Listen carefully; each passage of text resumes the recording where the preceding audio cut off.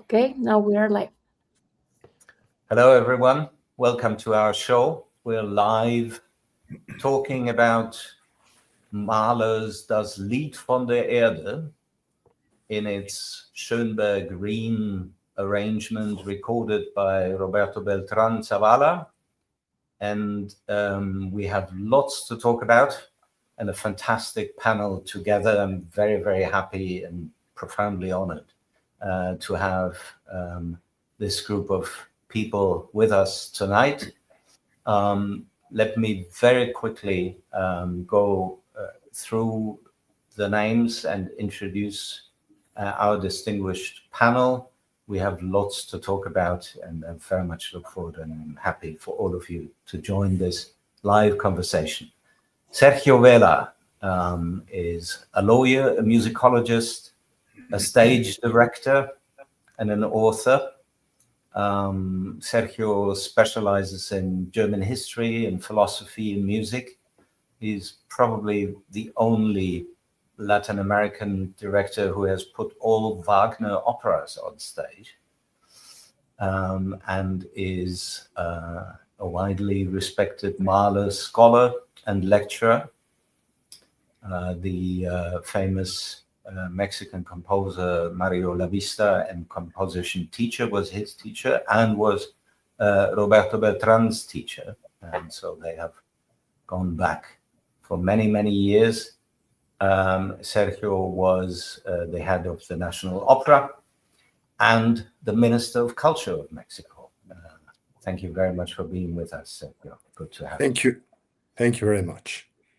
Francisco Bricio, in his own words, a theoretical physicist by profession, a software developer by choice, an automotive reference by luck, an entrepreneur by conviction, a music lover by passion, a book predator as pleasure, and a writer by necessity. Francisco is another true Renaissance man with an incredible insight and profound knowledge of the works of Gustav Mahler.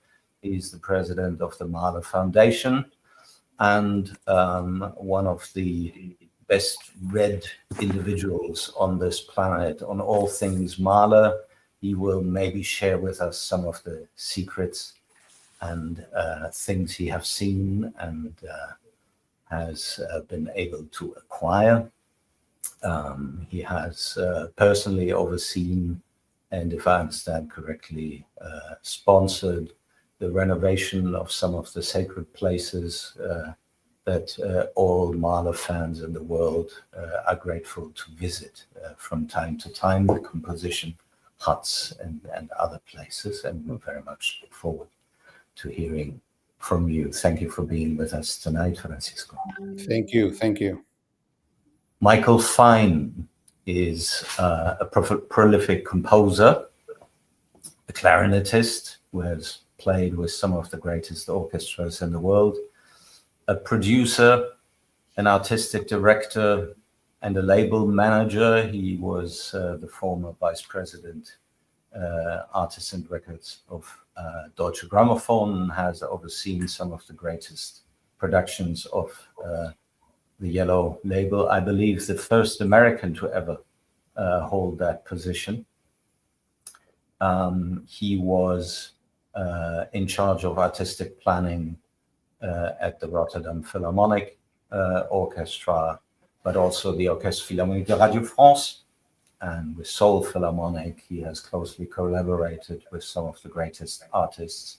We all venerate Myung-Whun Chung, Anne-Sophie Mutter, Cecilia Bartoli, and many, many others.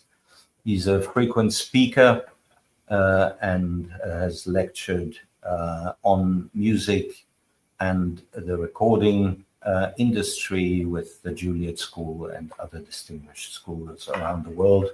A Grammy Award winner and regular Grammy nominee, has been highly decorated for many of the recordings he has produced, and is, if I'm not mistaken, currently at his fourth string quartet. and Chamber Symphony, and a few other magnificent works that he has written, Concerto for Flute and Orchestra, and a few other things. Thank you for being with us tonight, Michael. Thank you. And we have Roberto Beltrán-Zavala, one of the most successful conductors coming from Mexico to the world. He frequently conducts across Europe, is the music director of the Palermo Classica Festival and artistic director of the Riehn Orchestra in Rotterdam. He has long been the music director of the Orchestra Sinfónica de Guanajuato, and been responsible for artistic planning at the Cervantino Festival, the largest music festival of Latin America, if I'm not mistaken. Roberto has recorded Mahler and performed all of the symphonic works by Gustav Mahler. He has put together complete cycles of the Mahler symphonies, but also of the symphonies of Shostakovich. He won the Mahler Award and is probably the ideal candidate to take us through this magnificent recording that we're discussing tonight, a recording of Das Lied von der Erde in its chamber orchestra arrangement, created originally by Arnold Schönberg and completed decades later by Riehn. And I very much look forward to hearing your insights about how this recording came about, what we are hearing actually, and what Mahler and Schönberg and the others drove to producing this absolute masterpiece. So thank you for being with us tonight. We all know this famous saying that is attributed to Gustav Mahler, that tradition is not the worship of the ashes, but the preservation of the fire. And Bricio, I wonder that if from the perspective of a respected institution like the Mahler Foundation, what your views are on arrangements of Mahler works in general, and how you think this one came about, and what the official Mahler community is supposed to think of that. Do they like that, or is that a sensitive issue? Absolutely, absolutely. One of the things that Mahler encouraged was to take his works, dissect them, arrange them, and make whatever the conductor wanted to say or wanted to express in his score. So he really allowed every conductor to do whatever he wanted to do with his works. He wanted just to be like the starting point. Inside Mahler Foundation, we call this Mahler Beyond. And yes, Schönberg, and this version that Roberto did was created by Arnold Schönberg, and but unfortunately he didn't finish, because of course this is a very complicated piece of music that requires a large orchestra, and trying to reduce this in something that can be playable is not an easy task. So unfortunately, Schönberg never finished it in his lifetime, so the arrangement was completed by Riehn in 1980. But the best example of what you're saying is during COVID, that since having a large orchestra playing, it was almost impossible. What happened is that many composers started to doing reductions of Mahler works. And so we saw a plethora of works for every symphony and songs and everything in small reductions like this one. But in particular, this one by Schönberg is absolutely outstanding. It's beautiful, beautiful. Sergio, the Song of the Earth, Americans tend to quote the work as Das Lied which is very painful for a German because that doesn't mean anything. But DLVDE. das Lied von der Erde, as we shall refer to it from now on. Take us through this. What is this? Is this a symphony? Is it a song cycle? Does it matter what it is? Well, I think it always. Thank you. First of all, let me just add a couple of words, Marcus. First, thanking your kind introduction, and then the kind invitation by Roberto Beltrán. It's a pleasure to be with you today. Well, let's see. I really think that it's always important to try to understand the nature of a specific artwork in order to grasp it correctly. And especially when we have to come to interpret it. Of course, music needs the performer in order to come back to life. One thing is the score, the finished score, but then we need to hear it somehow. So I think this is quite remarkable. Das Lied von der Erde is a very peculiar work because it has the subtitle, a symphony. And there's a long story. Probably it is not completely true, but there's some truth about this. In terms that Mahler was superstitious about number 9 for a symphony. Well, because Bruckner died without having completed his 9th symphony, nobody was aware at that moment that Dvorak had also written 9 symphonies. It was supposedly only 5. They were remunerated when the youthful symphonies were found. Of course, Beethoven, the finished symphony was number 9. So symphony number 9 has like an iconic reminiscence related to death. But more than that, it is obvious that Mahler overcame that prejudice, because after Das Lied von der Erde, he actually composed a 9th symphony, which is his last finished score. And he even started and developed largely a 10th symphony, which also exists in a performing version. But this last trilogy of works by Mahler are all posthumous. None of these were performed during Mahler's lifetime, which ended before he was 51. He was still 50 in May 1911. His heart condition had already been diagnosed when he started the work with Das Lied von der Erde. And there is no wonder that there's a nostalgic input and even a resignation aspect of the cycles of nature renewing time to time. Each season becomes new again. The world renews, no matter if the individual passes away, which is something that is very strongly related to the last song. Now, Das Lied von der Erde is a song cycle, to be more precise, dubbed or named symphony.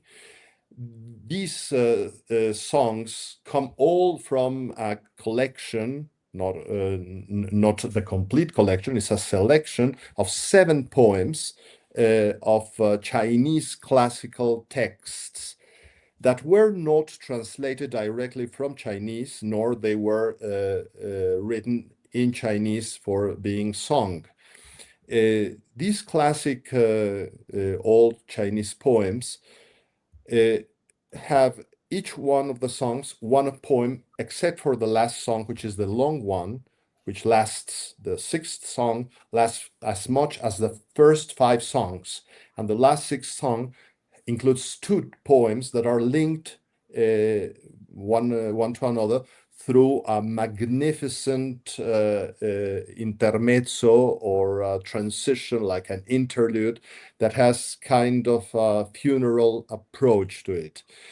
Now, it is very relevant also that Mahler chose 2 different voices, a high male voice, a tenor, for songs, for the odd songs, 1, 3, and 5, and a lower voice, either a baritone or an alto or mezzo soprano. That is one male voice or a female voice, and this very much depends on the preference of the conductor. There are many interpretations that count on wonderful couple of tenor and baritone, and many more versions that count on a tenor and a mezzo soprano, or even a contralto, an alto. In any case, well, the idea is that songs number 2, 4, and 6, the long one, the Abschied, is precisely for the lower voice. And this is kind of reminiscent also of these old nostalgic aspects that we find in Mahler. Now, it would be very difficult to try to make a synthesis in a brief time of this chat for all our public about Mahler's input.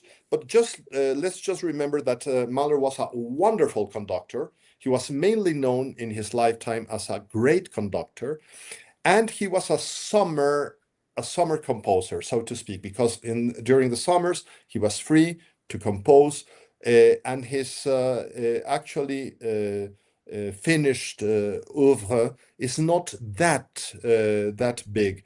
We're talking about these 10 symphonies, including Das Lied von der Erde, completed, plus the 10th, which was not completed, and song cycles, youthful song cycles, and some from the intermediate period.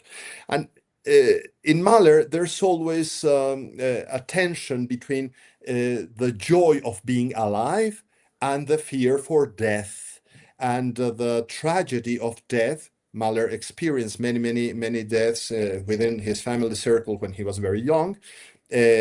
And on the other hand, when he was diagnosed with a fatal heart condition, he also had a personal crisis, professional crisis, marriage crisis. Everything happened at the same time when he was performing the 8th Symphony, which is a colossal work affirming an afterlife or the belief in salvation, which is always something that Mahler looks for. But the last trilogy relates to death in a more serene and I would say resignated way. And I think we have to take this into consideration when interpreting the different songs, which start with a wonderful toast related to the woe, to the pain on earth, and then going through different descriptions until finally reaching their Abschied. We must part from this world, but the world shall continue forever. And the work actually finishes without a resolving chord, repeating 8 times the word ewig, ewig, ewig, ewig. And that word eternally is something that is striking as probably none other work has ever portrayed the conviction that life goes on, even if we as individuals are doomed to pass away.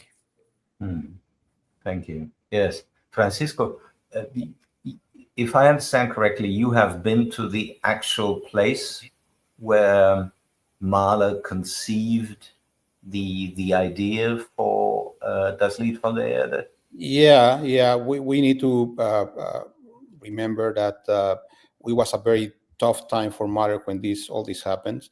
As Sergio said, Mahler was a summer composer, and but in this summer of 1907, fatidic summer, 3 things happened to Mahler. The first one is that starting the year, January 1st, he was dismissed as conductor of the State Opera in Vienna, which was a big blow for him. So that summer, they went to their summer house in the south of Austria, and his daughter, Maria, died of scarlet fever and diphtheria. So that was a huge blow. And if that was not enough, a few days after, Alma, Mahler's wife, was not feeling well, so Mahler called the doctor again, and she didn't want to see the doctor, and he said, "Well, if you are so afraid of the doctor, let's have the doctor to check on me." So the doctor checked on Mahler, and then he checked on her, and he said, "Well, you, Mrs. Mahler, you are fine, but you, Mr. Mahler, you are gonna die." So he was. It was 3 blows that really hurt him, because at that time he was 46 years old. So he went to they fled that house, that beautiful house that they have on the lake, and Mahler went to as far as he could, and he went to this place in the south of Austria. Now it's Italy. There we see it. It's called Lake Misurina. And in that place, which right now is a hotel or a hostel, he had this idea to try to think what it was about life, and more or less about that time, his friend Theobald Pollack gave him as a gift a book that had just been recently translated, called the Chinese Flute, and that he has poems from China, and this is the origin of Das Lied von der Erde. By doing that, then what Mahler did is that he went into a composing hut in Toblach, and in that composing hut, he composed this work, and that was more or less it. That's interesting, because most people think that he learned about this in Toblach, but in reality, the idea came in Toblach is where he composed. But the idea and the book, he was an avid reader. He read the book in just 2 nights. So that's where it all came from. Michael and Roberto, maybe you can, because we are discussing Mahler, obviously, but we are discussing a recording that presents a version started by Schönberg. Maybe you can take us quickly through what the connection between the two is. How did Schönberg look at Mahler? Why was he so fascinated? Why did he start to write up an arrangement for a smaller ensemble? Do you want to take that one, Michael? No, go ahead, Roberto. I'll have some thoughts afterwards. Well, I think in terms of how music history evolved at the end of the 19th century and at the beginning of the 20th century, probably starting with Wagner, it is almost inconceivable a second Viennese school without Mahler. I believe that Mahler is the unavoidable link between the collapse of a musical system, the expansion of what we know as tonality, reached its absolute limit with Mahler. Mahler is, if I'm not mistaken, and please, Sergio, Paco, Michael, correct me if I'm wrong, but I don't believe before Mahler there was ever a conductor that used 12 tones, 12 simultaneous, a chord of 12, which is, I mean, if it's not for imaginative voicing and orchestration, it is just a cluster. And I think it's not possible to think of what happened later on with the organization of the pitch and the resulting harmony without Mahler. So I think from a historic perspective, from a musicological historic perspective, Schönberg is a consequence of Mahler. It is funny that when we performed this piece for the first time, I want to comment on what Paco said at the beginning regarding what the arrangements mean from the perspective of the Mahler Foundation as the institution that is there to guard, preserve, and disseminate the work of Gustav Mahler. And I remember very well that Mrs. Mahler, Marina Mahler, in May during the Mahler Festival, she was asked something similar. And she, more or less along the lines of the person who was interviewing her, asked her, don't you think it's a little bit a pity that Mahler arrangements are made and that probably does not observe or respect the nature of the music? And she said, not at all, on the contrary. I mean, what we want is the music to be played, and not all orchestras have the means, the budget, the resources to stage Mahler 1. So if there is an arrangement of Mahler 1 that is well made and well performed, why not? I remember, so in this same line, I must say that this recording, I do not use exactly the orchestration of Schönberg and Riehn, and thank God Francisco already mentioned that Mahler himself would approve this, because I was a little bit nervous if I would reveal this piece of information to our audience and probably to you, because what Schönberg does is that he does not use a harp. He gives all the harp part to the piano, and in the fifth song, Von der Schönheit, in the middle section, the very agitated section, there's a timpani.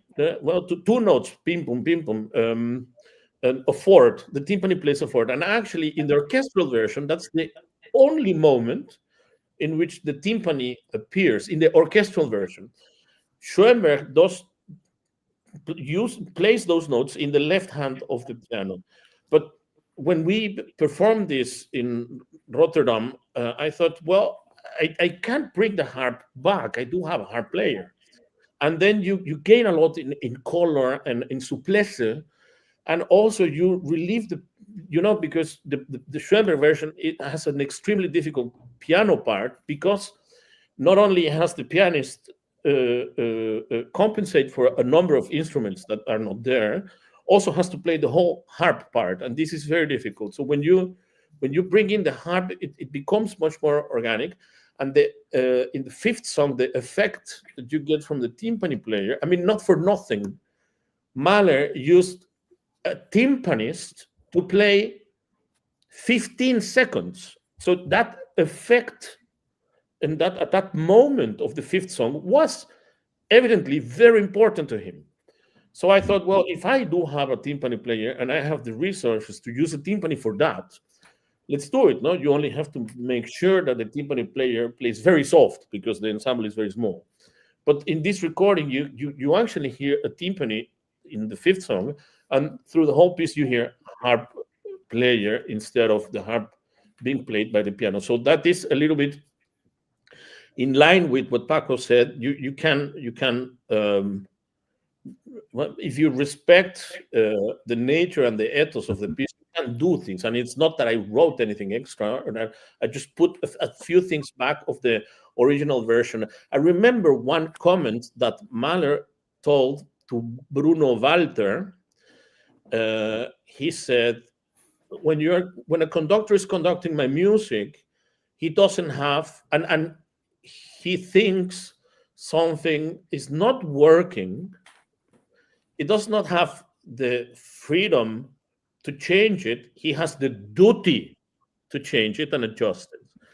So, and I want to close this comment by also remembering one thing that Michael Fine told me some years ago when we played Das Lied von der Erde here in Rotterdam, and he came to the concert, and he said, "You actually realize in this Schönberg Riehn arrangement how much of Das Lied von der Erde actually chamber music is." And I thought that comment that Michael made to me stuck in my head forever, because indeed, Mahler uses a large orchestra, but the nature of the piece is very chamber-like all the time. And this happens a lot in Mahler symphonies, not only in Das Lied von der Erde. Mahler uses a large orchestra, but has multiple moments in which the music is very, very chamber-like. Beautiful. When Michael, what's your view? You've all said such amazing things and so many things to think about and comment on, but thinking about what happens after Mahler, it's not just the Second Viennese School. You've also got Korngold, for example, the composers who went to Hollywood because of the war. So that also comes from Mahler, both the dissolution, the Webern, Berg, Schönberg, and the expansion of the Romantic language, which moved from Europe to Hollywood. The other thing that struck me, the last time I played a Mahler symphony was Mahler Symphony 4 in California. And I was sitting in my seat playing second clarinet and E-flat clarinet. And I was imagining myself playing in the Vienna Philharmonic in, 1905, let's say. A guy about close to retirement. I'd been playing Beethoven, Haydn, Mozart, Schubert my whole life, no problems. And then I get this music in front of me. And I see the written high G for a B-flat clarinet, which I'd never had to play before in my entire playing career. And I'm doubling the first clarinet all the time. And I realized why musicians said this was impossible music. I mean, now every kid in an orchestra can play Mahler without any difficulty. But I could imagine myself as someone sitting in Austria at the turn of the century, trying to play this music and thinking, this is really hard.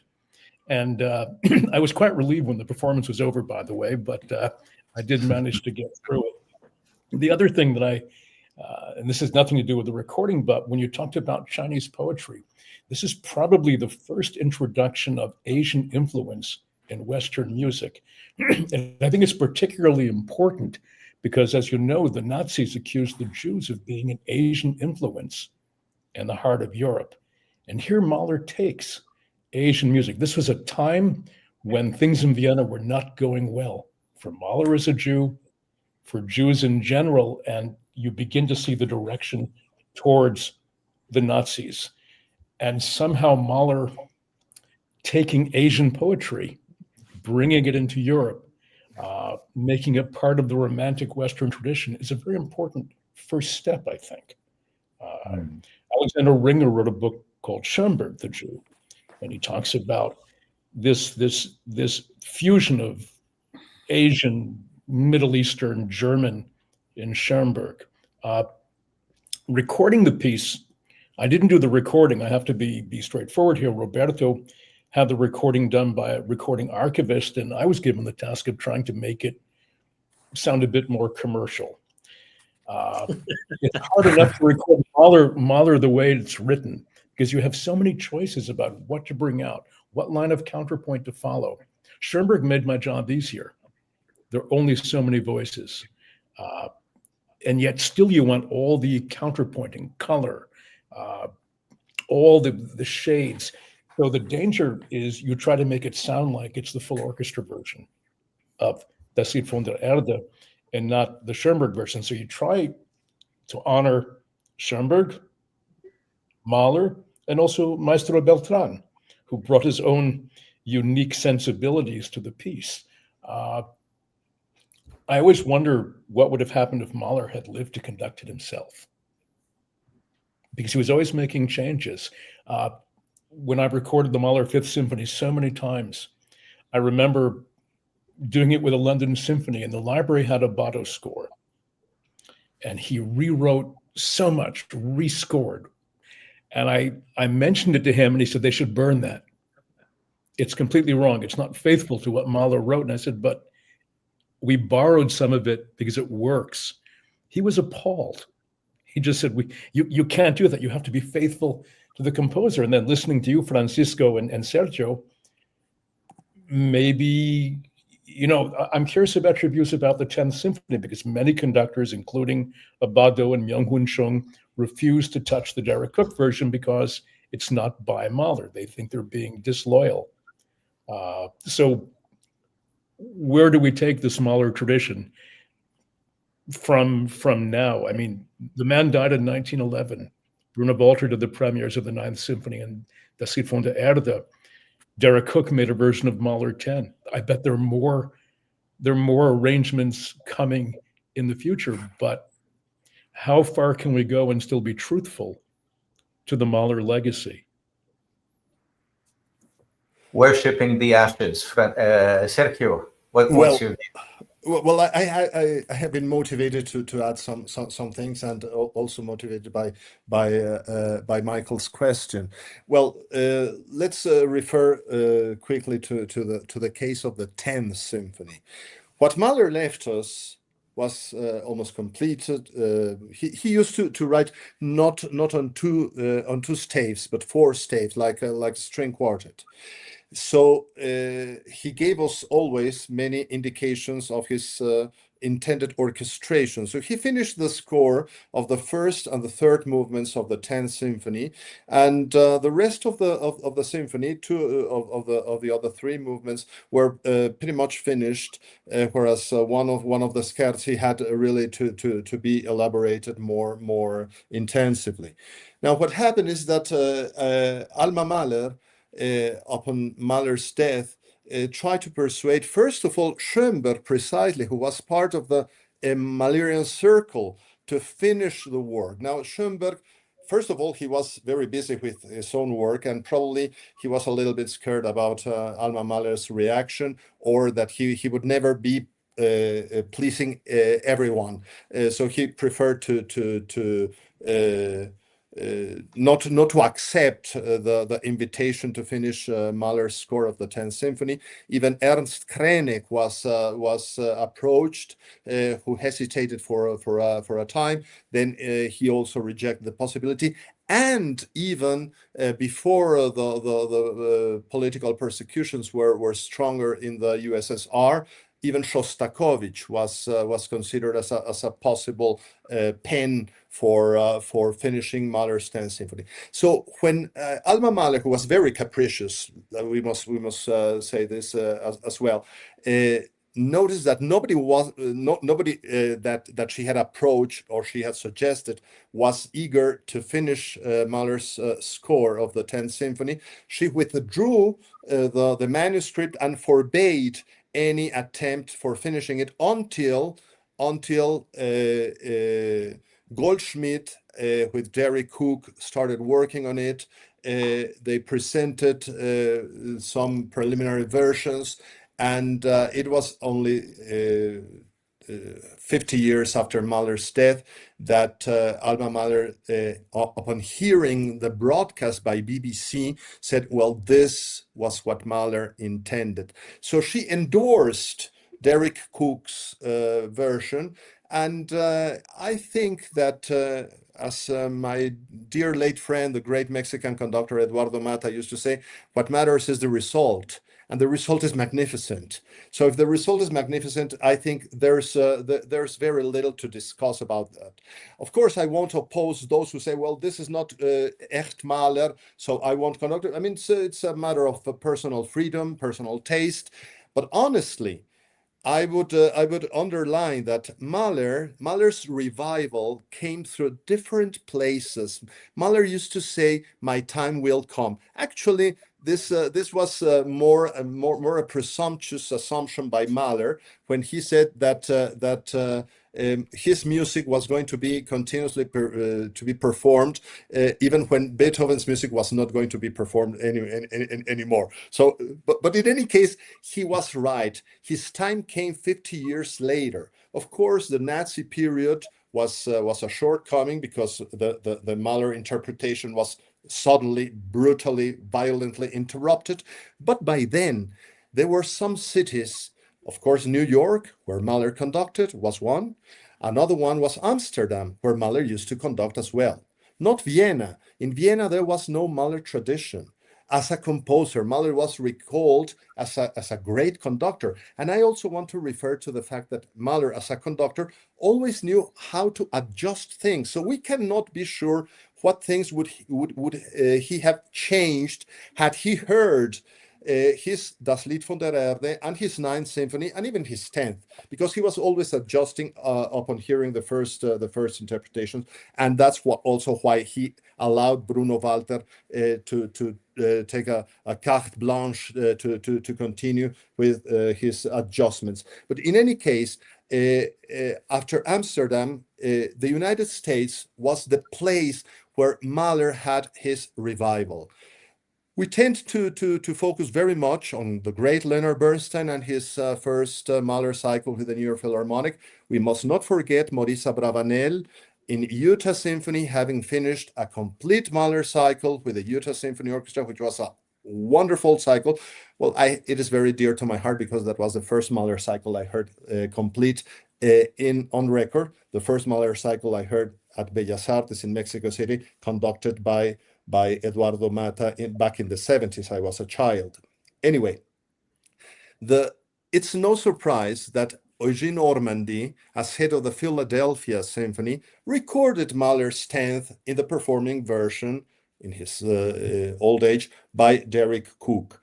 But in any case, I would like to go back to this idea of interpretation or different Fassungen or versions or adaptations or transcriptions, because the issue can be very delicate. Nowadays, we tend to go for absolute fidelity to the text and not to touch anything. But we are used to be able to listen to Brahms' First Symphony 10 times on one day, and probably Brahms heard his symphony 3 times in his lifetime. I'm just giving a figure, not affirming that I know precisely how many times Mahler heard his First Symphony in his lifetime. The recording process, the recording industry has changed a lot during the 20th century, and is still changing, developing, because of the technology evolvement. Now, what happens is that on a certain time, these transcriptions or versions were done basically for 2 big reasons. One is an artistic one, and probably Liszt was the composer who made the biggest effort. He devoted most of his, a very, very large part of his creative input to transcribing great music by other composers for the piano, for him to perform, and also for other pianists to perform. Otherwise, how could they listen to Beethoven symphonies? Not all the orchestras were available. There were no recordings. He transcribed Meyerbeer and Bellini, and of course Schubert and Beethoven, and also Wagner and Wagner's enemies, or those who Wagner considered his enemies, or those who had to be won over anyway. And Schönberg did the very same thing. But he also did this because of economic reasons, because he had to survive, and he organized a chamber ensemble. So he transcribed even Johann Strauss's valses, and they're magnificent, are beautiful. At the same time, I think. At the same time. So yeah. Why didn't he finish with the transcription of Das Lied von der Erde? Well, perhaps it wouldn't have sold as other transcriptions were selling. On the other hand, he was very busy. On the other hand, it's a very difficult transcription. That's why Riehn had to finish it until 1980, which I find fascinating. But I really think that when we are transcribing, and it's a matter of good faith, when we are devoted to a work and we are using our creative energy, just like dear Roberto did, he's adding the harp because he found it sounds better. We are performing an act of love and devotion, and we have to be thankful for that. And this is another perspective. And how stimulating, how wonderful is to count on a new recording of a Mahler masterwork like Das Lied von der Erde, based on the Rainer Riehn, Arnold Schönberg transcription, added with the intelligence and sensibility by Roberto, so that we can have once again Das Lied von der Erde resounding in our ears as a new one. Just for finishing, I just would like to add that Hans Bethge's collection of Chinese poetry is not authentic either. It is based on a prose version in German, based on a French translation of Chinese. There's a very interesting recording somewhere there with a Singapore orchestra singing it in Cantonese. My knowledge of Oriental languages is so limited that I really cannot give any academic judgment. I just say it is another way of approaching, trying to be a little bit closer to the possible originals, but in any case, I think this aesthetic ideal of nature being contemplated, not transformed by human action, which probably we have in the third movement in the Scherzo of the Third Symphony. We have this wonderful depiction of nature, but yes, we have the post-horn. Man intrudes, and then it becomes like a wartime fanfare.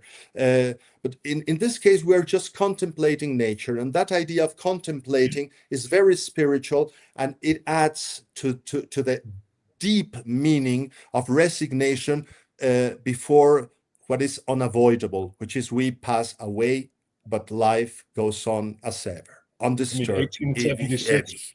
Götterdämmerung was premiered, which is the most nihilistic piece of music. The entire world comes to the end. The gods are all killed. 1876. And actually, Mahler is hopeful. But I have a question for everyone here. I think it was Bernard Haitink said we should stop playing Mahler for 50 years. Now, Mahler is ubiquitous now. When I was a boy, I first heard a Mahler symphony. I was 12 or 13 years old, the Boston Symphony on television, Erich Leinsdorf conducting Symphony 1. I was desperate to hear a Mahler symphony live. I went through the newspaper every Sunday. There used to be a page of ads of concerts. Finally, the Royal Stockholm Orchestra and Antal Dorati doing Mahler Fifth in Carnegie Hall. My grandpa and I bought tickets. We went. It was awful, partly because there was no real tradition of how to play this music. I mean, now we all know how the music goes, and now you can't avoid Mahler. And I wonder if what Bernard Haitink, a great Mahler conductor, was saying was, we need time to refresh the way we hear it. As you said, you can listen. I know people, crazy music lovers, who will over 2 days listen to all the Mahler symphonies in a recording.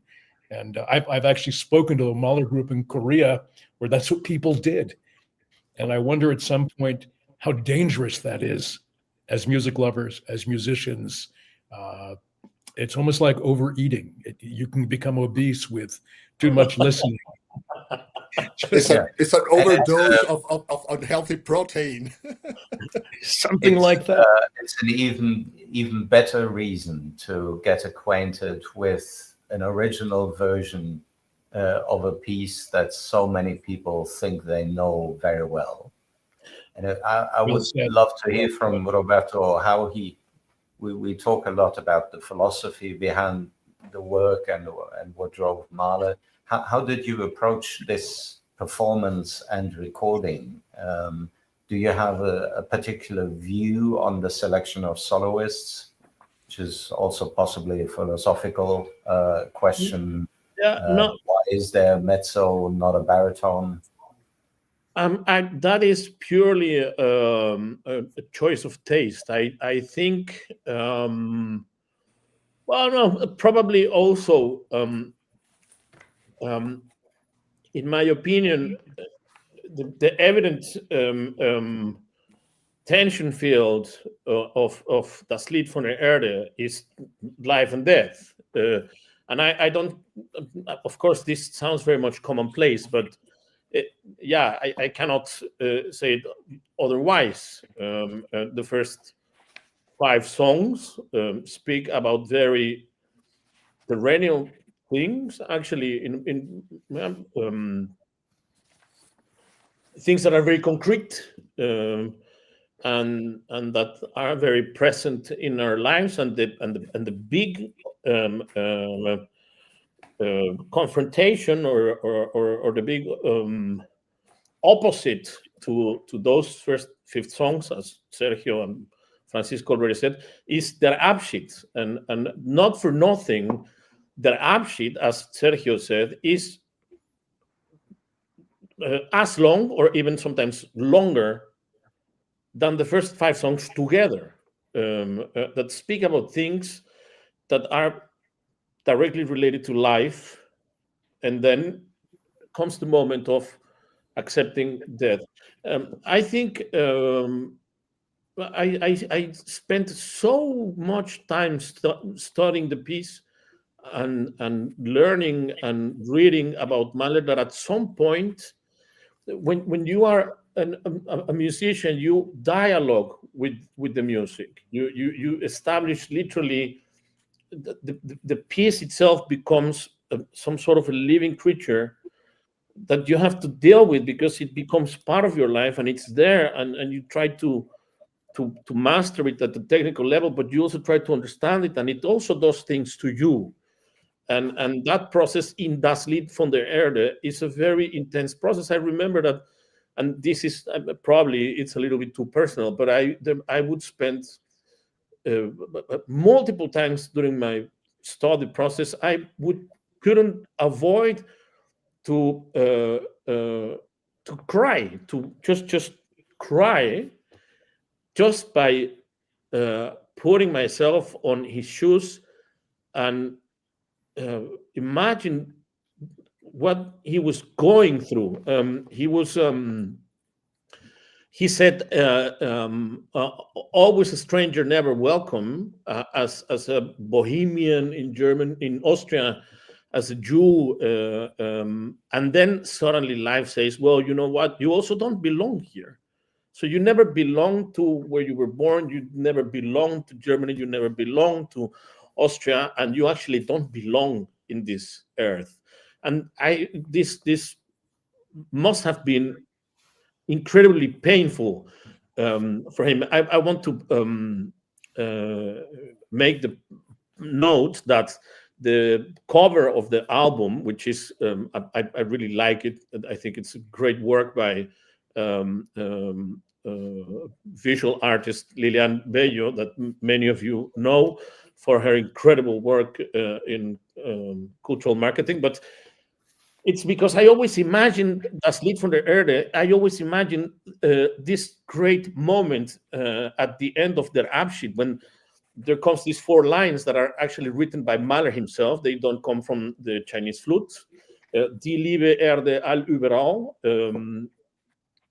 As if Mahler would be just drifting away in space and saying goodbye to planet Earth, and come to terms with that. So that's why this cover of the planet seen from far, like from Mahler's perspective, as disappearing in the infinite, and saying, "Well, I'm leaving, and you will blossom again, and you will be green and blue again."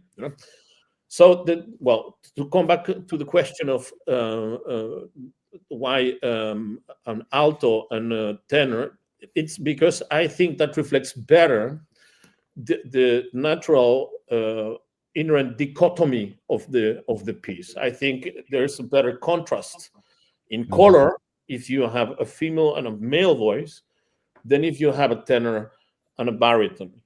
And the technical problem with the piece is that you need a very different tenor for the first song than that one for the third, that one for the second and the fourth.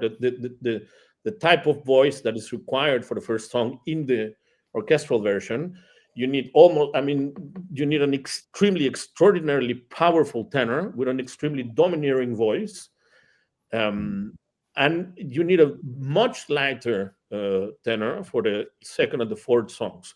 So in that sense, the chamber version offers the possibility to have powerful enough tenor for the first song, but you don't need to have a monumental voice that still has the flexibility and the charm and the lightness that is required for the second and the fourth songs. That's much more possible with the with the version than with the orchestral version.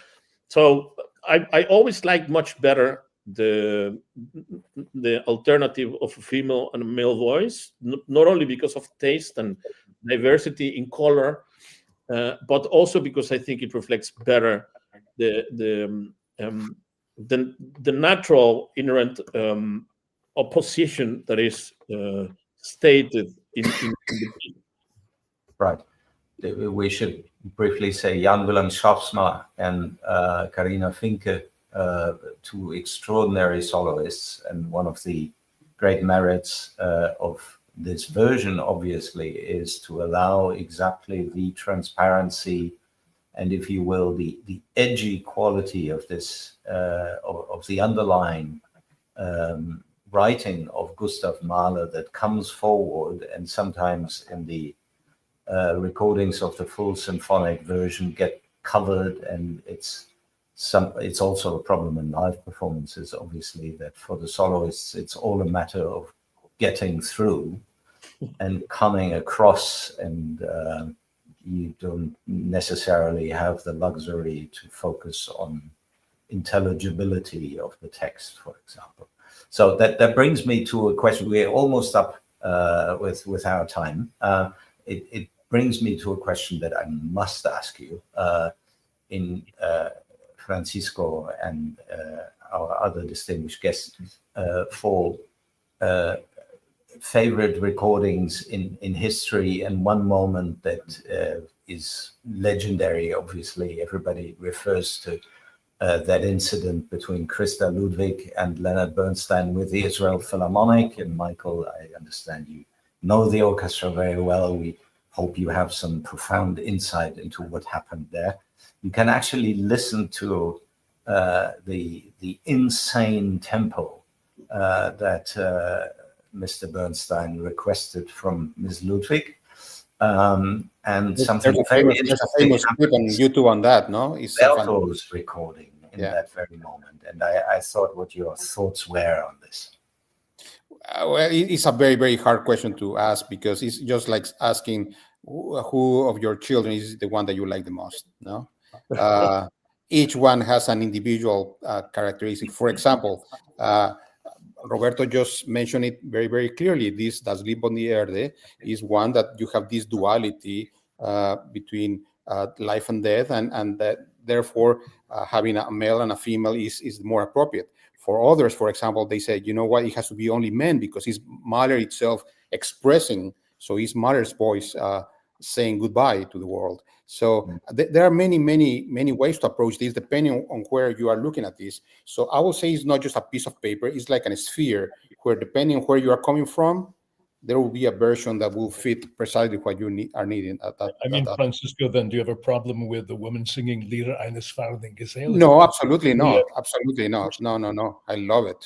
Yeah, I would say for me, vocally, Ludwig and Wunderlich with Klemperer, hard to beat, and it took me a lifetime, I'm probably the oldest person here, to finally figure out Julius Patzak in the recording with Bruno Walter, because I miss the beauty of a voice, say Wunderlich, but now in my old age, I finally get what that's all about. And I would say if I had to pick one recording of Das Lied, it would have to be Bruno Walter, 1954, Patzak and Ferrier. There's something elementally beautiful about that. I mean, I've heard cleaner recordings, I've heard better played recordings and better sung recordings, but that one speaks to me.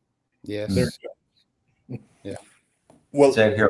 Well, I have several. It's very difficult to make a choice. Among my very favorite is Bruno Walter's last one, because it's better song.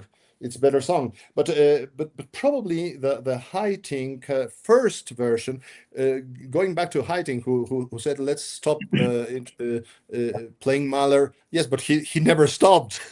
and he never stopped re-recording Mahler. It's like unavoidable anyway. But I think the Maureen Forrester with Louis as tenor, I think it's fantastic. And I would support what Roberto's choice, and probably it's all of us.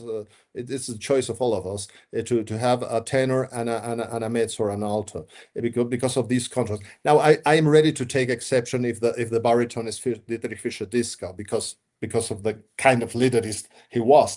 But I would like to add that there are two recordings that are very, very dear to my heart.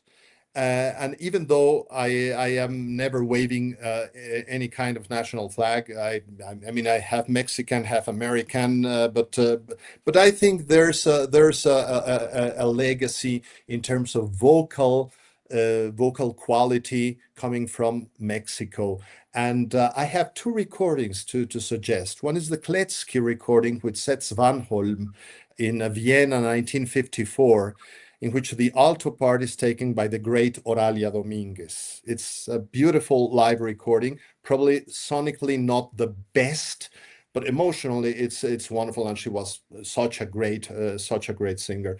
And the other one that has been acknowledged as one of the top recordings is the Giulini recording with Berlin, in which Brigitte Fassbender takes the female part, and Francisco Araiza is the tenor. And he being also a top liederist. I mean, the art of lead is so important when performing this. This should not be performed only as a bel canto opera or a Helden opera. No, it's lead. And it's in the title, Das Lied von der Erde. And I would say, along with those that I already mentioned, these particular two, the one with Kletsky, Vienna, 1952, I think it's Orfeo d'Or, it's a live 1954, yes, Setz Vanholm and Oralia Dominguez, and the Giulini version with Francisco Araiza and Brigitte Fassbender with Berlin. Those are Fantastic. If I may make a brief note on what Sergio is saying, exactly that the relevance of understanding that is lead, and that is a totally different vocal and interpretative approach that has its own aesthetic and therefore its own framework. It is an aesthetic on its own, and that's so important in Das Lied von der Erde, because speaking about recordings, it's also a very misunderstood piece, and there are many recordings in which I unfortunately have the feeling that there is the distinction between and some sort of powerful operatic vocal approach does not work at all for Das Lied von der Erde, but at all, and it leads to sometimes even funny, results. It is in that sense very important to know the German lead tradition. I think it's an very important point what Sergio makes now. Fantastic. Gentlemen, we are at the end of our conversation already. I feel it just started. We could continue for hours. This is absolutely fascinating. I think you all know that quote that Mahler said to Bruno Walter, do you have any idea how to conduct this? Referring to his own Das Lied von der Erde, because I don't. And that was the most carte blanche he could possibly give to the man who actually premiered the work. I'm personally convinced that what Roberto produced is one of the finest recordings in the discography, and it's certainly worth exploring, listening to it, understanding the deep connotations of the text and music and how they're intertwined.